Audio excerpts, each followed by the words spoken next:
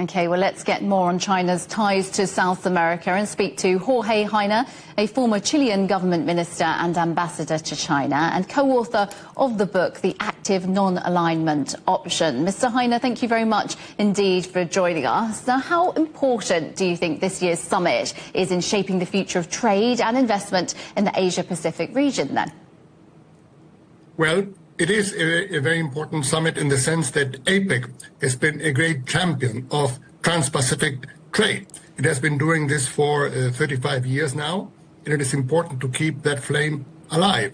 At a time when protectionism is running rampant in so many countries in the north, it is important to have institutions that still believe in free trade and promote it actively. So in that sense, APEC, which brings together some of the biggest economies in the world and represents something like 40% of the world's GDP, is a very important meeting, and we should pay close attention to what happens in it. Yes, and Mr. Heine, what should we expect then in terms of importance between the meeting between President Biden and President Xi then? Yes, well, obviously, these are the two most powerful leaders in the world. Any meeting that brings them together will bring tremendous attention. And I would hope that they will look for ways to dial down the tensions that have marked U.S.-China relations in the past few years. Now, that said, obviously, the result of the U.S. elections on November 5 cast a bit of a pall on it. President Biden by now is a lame duck. So we shouldn't raise our expectations too much. Yeah, I mean, you mentioned the election result then. So how much will Donald Trump then be on the mind of President Xi, do you think? Well, I think he will be very much there.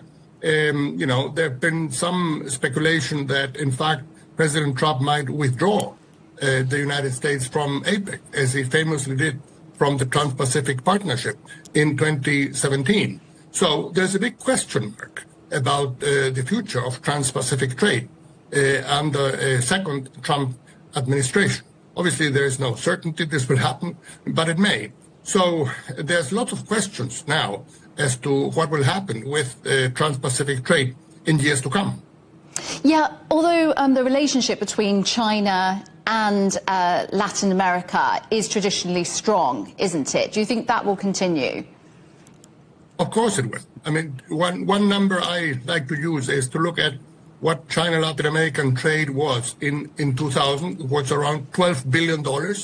Today, in 2023, that trade reached $485 billion. So that number itself tells you how much China's presence in Latin America has increased. For South America, not for Latin America as a whole, but for South America, China is right now the #1 trading partner. South America trades more with China than it does either with the United States or with Europe. China's presence has also increased in terms of investment.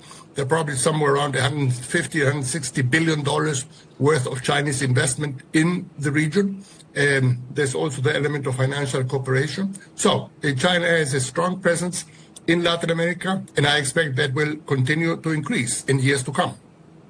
Okay, Mr. Jorge Heine, thank you very much indeed for your expertise. We appreciate it.